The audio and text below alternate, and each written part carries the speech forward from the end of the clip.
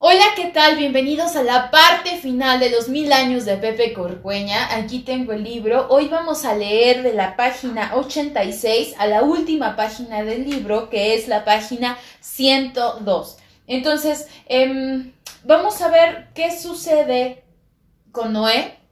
Ya sabemos que Carlos y él tuvieron una conversación, así que al parecer los papás de Noé no han pagado el rescate. Entonces estamos por averiguar qué es lo que va a suceder y cómo va a acabar esta historia.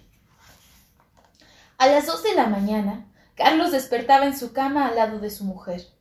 Había avisado a sus secuaces que volvería a su propia casa por esa noche, antes de hacer lo que tenía que hacer. Aunque el hombre obeso y al de cabello largo no les alegró mucho la idea, se lo permitieron, pues en el fondo tenían miedo de contradecirlo. Su mujer recibió a Carlos como a las 10 de la noche. ¿Y el dinero? Preguntó al abrirle la puerta. Carlos no respondió. Dijiste que habías aceptado participar en ese trabajo porque era dinero fácil. Esto es bueno, reclamó ella. Te vas de la casa por varios días y cuando por fin regresas no eres capaz de decir nada. Carlos cerró el refrigerador. Estaba casi vacío y prefirió fingir que no tenía apetito. Fue a la recámara. ¿Me vas a decir al menos de qué es ese trabajo en el que estás metido? Insistió la señora yendo tras él. Carlos decidió hacer caso omiso a sus quejas. Sin decir palabra, se quitó la ropa y se acostó a dormir. Ella le siguió haciendo preguntas hasta que se dio cuenta de que no tenía caso hacerlo, pues él actuaba como si estuviera sordo. Se acostó a su lado y no tardó también en quedarse dormida. A las 2 de la mañana, Carlos despertó en su cama, al lado de su mujer. Ella se dio cuenta y encendió la luz de la lámpara del buró. ¿Y ahora qué tienes? Vuélvete a dormir. Carlos se sentó, miró hacia el frente, al dibujo de luz que hacía la lámpara sobre la pared del cuarto. Carlos, ¿qué pasa? Preguntó ella más preocupada y menos molesta. Estaba pensando, admitió Carlos. Entonces ella notó un cambio en la voz de su esposo. Se parecía un poco más a la voz que tenía cuando era obrero en aquella fábrica, antes de que lo despidieran, mucho antes de que le empezara a preocupar la falta de dinero, mucho antes de que aceptara tomar parte en ese trabajo del que ella no sabía nada. Carlos parecía no saber cómo continuar, así que su esposa intentó animarlo. Dime, ¿en qué estás pensando? Carlos no apartaba la vista del dibujo de la luz. Flexionó las piernas y las abrazó por encima de los cobertores. Estaba pensando en Pepe Corcueña, confesó. ¿Pepe Corcueña? ¿Quién es Pepe Corcueña? ¿Uno de tu nuevo trabajo? Claro que no, mujer, no digas tonterías. Entonces, por un momento a Carlos le gustó imaginar que seguía trabajando en aquella gran fábrica y que podían, como en ese tiempo, planear ir al cine al domingo siguiente. Entonces, repitió la señora. Entonces Carlos le contó todo respecto a Pepe Corcueña, de principio a fin. ¿Quién anda ahí? Dijo Pepe Corcueña, afianzando el palo que había recogido del suelo para defenderse. Sus ojos se abrieron grandes. A la luz de la pobre llama de su linterna pudo ver de quién se trataba. Soy yo, Noé, respondió el patriarca. Pepe Corcueña no parecía dispuesto a bajar su arma, pero Noé no se arredró. Se acercó a él y, pasando a su lado, se sentó en el mismo sitio en el que había estado el rufián intentando dormir minutos antes. Juro que si intentas lanzarme al agua, te golpearé tan fuerte que tal vez no te levantes, amenazó Pepe Corcueña. Noé, en cambio, acomodaba la paja que se encontraba a su alrededor. Es confortable aquí, ¿no es así? Jamás se me hubiera ocurrido que las serpientes pudieran dormir tan a gusto. Debí haber venido antes. He dormido con otros reptiles, pero nunca aquí. Debí haber venido antes en verdad. Pepe Corcueña comenzaba a creer que Noé estaba loco. Seguía levantando el palo hacia él, amenazante. Creo que no me oíste, Noé, exclamó. ¡Te he dicho que! Te oí, Pepe Corcueña, te oí. ¿Por qué no te sientas? Lo interrumpió Noé mientras se acomodaba más a sus anchas. Extendía sus grandes piernas y se apoyaba en ambos codos. Había puesto su bastón de patriarca a un lado. Era obvio que no tenía deseos de luchar o discutir. ¿Cómo sabes mi nombre? Rugió Pepe Corcueña confundido. ¿Y por qué no habría de saberlo? Estoy seguro de haber sido lo suficientemente discreto, dijo, ahora haciendo su mentón con una de sus manos. Subí al arca en plena oscuridad, estoy seguro que nadie me vio, mucho menos tú. Y el tiempo que duró el diluvio me ocultó perfectamente. Estoy seguro. Luego se terminó la lluvia, igual me escondí de todos. Solo los animales me vieron. Ninguno de tus hijos. Tampoco tú. ¿Cómo sabes mi nombre? Noé observó un pequeño bicho que paseaba por ahí. Era una catarina. Le sonrió. La llamó y extendió la palma de su mano para que ella se posara. Luego el animalito abrió las alas y se alejó volando. Porque no eres un polizón, Pepe Corcueña, resolvió Noé. ¿Cómo? ¿Cómo oíste? Insistió Noé. No eres un polizón como tú creías. Eres un invitado mío. Pepe Corcueña tuvo que sentarse en un bebedero que estaba ahí cerca para asimilar lo que estaba oyendo. No te entiendo. No es tan fácil de comprender, dijo Noé. Te explico. Dios decidió acabar con toda la humanidad por su maldad, ¿no? Pero a mí me pareció que estaba actuando de manera, digamos, un poco precipitada. Pepe Corcueña miró en derredor. Se puso de pie. Tal vez no fuera sensato hablar de Dios como si éste no pudiera escucharlos. En cualquier momento podría desatar una espantosa tormenta, voltear el barco al revés. Oh, no te preocupes, dijo Noé, adivinando su pensamiento y haciendo un gesto con la mano. Él está enterado. Pepe Corcueña volvió a sentarse. Te decía, pues, que me pareció que la cosa no era para tanto. Así que decidí hacer una pequeña travesura. Investigué quién era el hombre más ruin y decidí salvarlo. Pepe Corcueña volvió a abrir grandes los ojos. Si tú... lo señaló Noé. ¿Quién más? Pepe Corcueña, extrañamente, no se sintió halagado, pese a que horas antes había cometido la peor de las infamias solo por demostrar el tamaño de su maldad. ¿No te pareció extraño que decidiera construir el arca justo a un lado de tu casa? Preguntó Noé, entornando los ojos. Pepe Corcueña no sabía qué decir. Creíste que te colabas al interior del arca cuando en realidad te estábamos esperando. Mis hijos tenían órdenes de no cerrar las puertas hasta no verte ingresar. Noé se puso de pie. Tomó su cayado y fue a sentarse al mismo bebedero en el que estaba Pepe Corcueña. Sigo sin entender, objetó Pepe Corcueña. Su voz era apagada. No se atrevía a mirar a Noé a los ojos. ¿Por qué yo? ¿Y por qué no, Pepe? Reviró Noé. En todo hombre caben igualmente el bien y el mal. Yo mismo he hecho cosas de las que me avergüenzo. Y no obstante, Dios decidió que yo había de salvarme. ¿Cuán bueno tiene que ser un hombre para poder asegurar que en el futuro no volverá a ser un canalla? ¿Cuán malo tiene que ser un hombre para creer que no tiene remedio alguno? Estoy segura que ahora mismo Dios debe estar pensándose lo mejor respecto a todo este relajo del diluvio universal. Noé hizo un ademán de entrecomillar la frase. Un rayo iluminó las ventanas del arca. Oh, dijo Noé levantando la vista. No te hagas el delicado conmigo. Si quieres decir algo, toma un lugar en la mesa y déjate de efectos especiales. El consecuente trueno resonó en las paredes del arca. Pepe Corcueña no se animaba a levantar la vista. Apretaba el palo que había esgrimido contra Noé. Estaba consternado. Noé le dio una palmada en la espalda y se puso de pie. Así que, bienvenido, Pepe Corcueña. Sugiero que dejes de ocultarte, exclamó el patriarca. Incluso puedes desayunar conmigo y mi esposa cuando te plazca. Solo te pido que no traigas arañas a nuestro camarote. A mi mujer le causan un poco de miedo. Estaba a punto de salir cuando Pepe Corcueña se puso de pie. Sigo sin entender, Noé. Dios perdió la fe en mí, ¿por qué tú no? El patriarca se detuvo. Así, de espaldas, le respondió.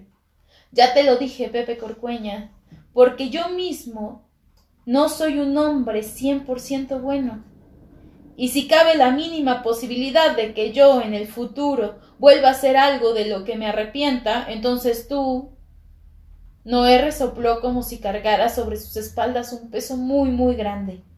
Tal vez el peso de todos los hombres que se habían quedado en tierra. En fin, te esperamos a desayunar. Carlos terminó de contar. Dejó escapar un suspiro. Aún tenía abrazadas sus piernas por encima de los cobertores.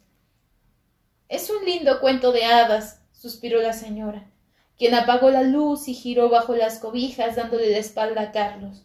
Se durmió casi al instante y soñó que iba al cine con su esposo. A Carlos, por su parte, le gustó volver a escuchar, aunque fuera en su propia voz, el relato, que consideraba más una fábula que un cuento de hadas. ¿Estás listo?, dijo Carlos en cuanto atravesó la puerta del pequeño cuarto. Noé asintió. Ya no tenía lágrimas. Mira hacia la ventana, por favor, le pidió Carlos. Noé obedeció. Le dio la espalda. Lo último que vio fue un pedacito minúsculo de cielo. El estallido resonó por toda la casa. Noé salió de la oscuridad. Esta vez una completamente real. Cuando el auto viejo que conducía a Carlos a toda velocidad dio una vuelta muy cerrada.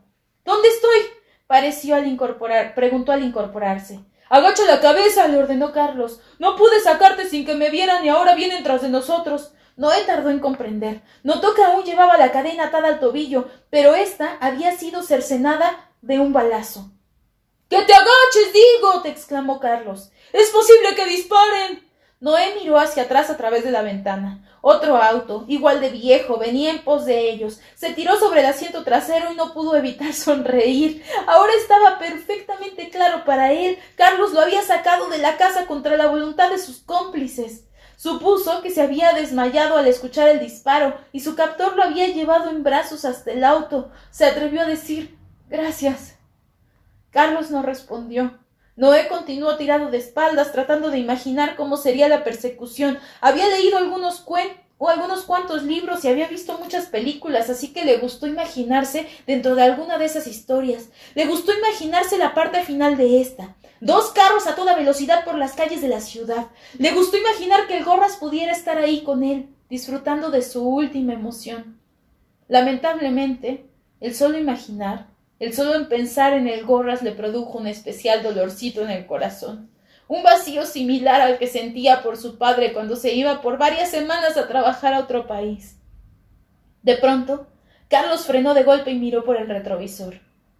—¡Lo hicimos! ¡Los perdimos! ¡Pasaron de largo! Noé se incorporó en el asiento. Miró el rostro de Carlos en el espejo. Era casi como si estuviera viendo a otra persona. —¡Qué bien! —gritó el muchacho. —Ahora apresurémonos. Hay que llegar al sitio en el que cité a tus padres. Carlos condujo a toda prisa, pero ahora sin correr riesgos. Noé bajó el vidrio de la ventanilla y sintió el viento en la cara por primera vez en esta historia, y como nunca lo había sentido en toda su vida. A los pocos minutos llegaron a un parque, y Carlos detuvo el auto. —¡Vamos, es en esa dirección! —señaló Carlos. Bajaron del auto y Carlos ofreció su mano a Noé. Algo cambió entonces. Noé lo sintió, mas no lo comprendió, no todavía. Corrieron en dirección a una fuente al centro del parque, y Noé pudo ver a sus padres y al abuelo a la distancia. El corazón le dio un brinco. Pero le pareció muy extraño que Carlos, súbitamente a la mitad del camino, hubiera decidido arrodillarse. Habría podido desprenderse del apretón de la mano de Carlos, pero no quiso. —¡Vamos! —lo urgió jalándolo con todas sus fuerzas. —¡Allá están! Pero Carlos continuaba arrodillado. Hasta que Noé distinguió cómo la camisa de Carlos se iba tiñendo poco a poco de rojo, comprendió. Y se explicó mejor las cosas cuando vio un par de hombres armados.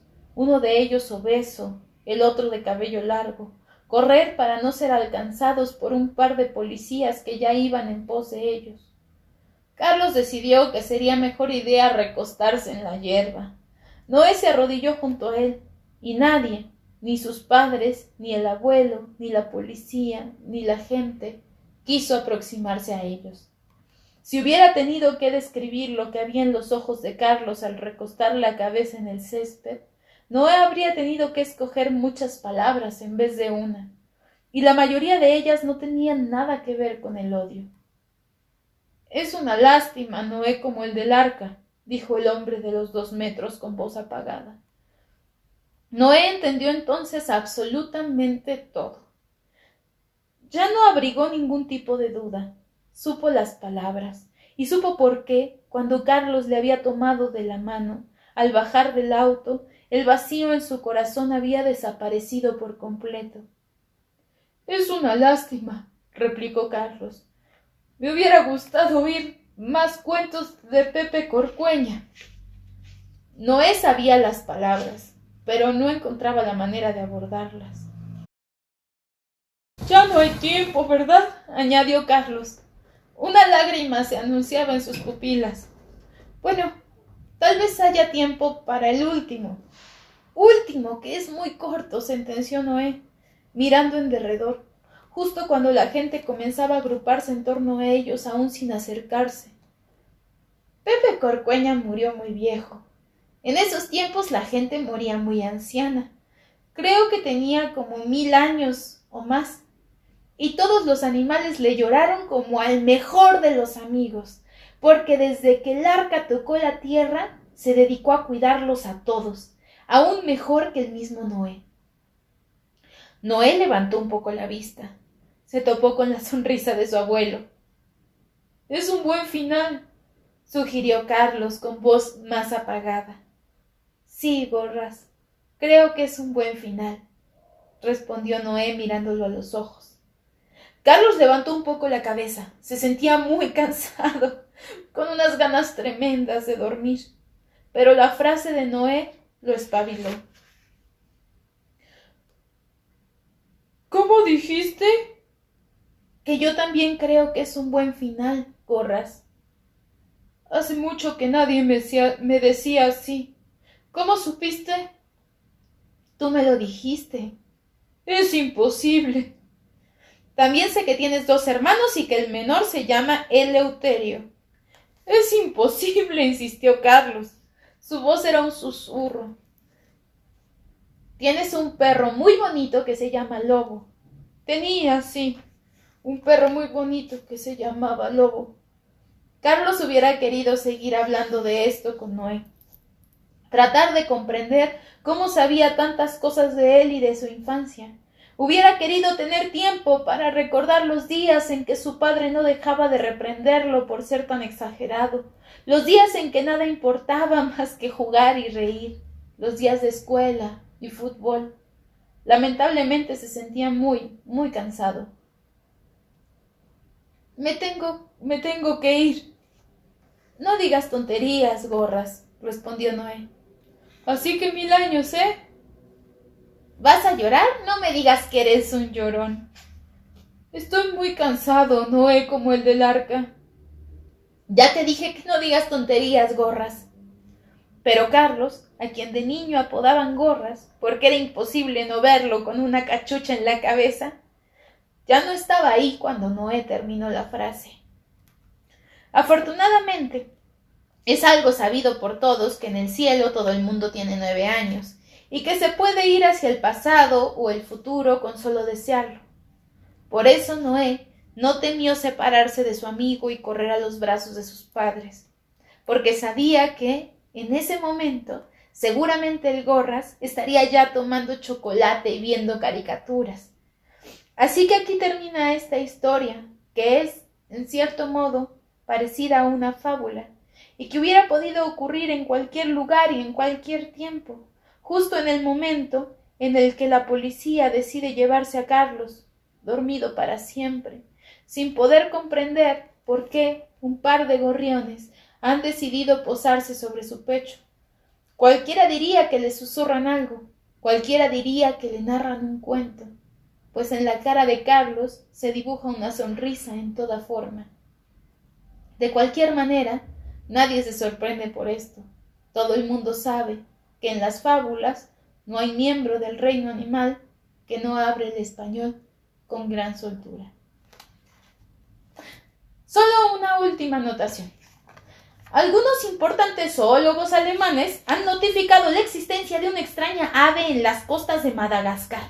Dicen que tiene un hermoso plumaje, es cantarina, juguetona y hasta podría decirse que un poco bromista. Pero la característica que más salta a la vista en dicha ave es la forma de su pico. Dicen que recuerda, sin lugar a dudas, el mango de una raqueta de tenis. Y así es como se acaba los 1000 años de Pepe Corcueña. Solo hasta el final de la historia pudimos descubrir por qué esta novela se llama Los 1000 años de Pepe Corcueña. Y solo al final de esta historia pudimos descubrir quién es el Gorras y qué hacía ahí acompañando a Noé durante esta travesía. Al final esta historia terminó bien, pero no tan bien al mismo tiempo. Cuéntenme si les gustó y vamos a platicar de ella mucho después.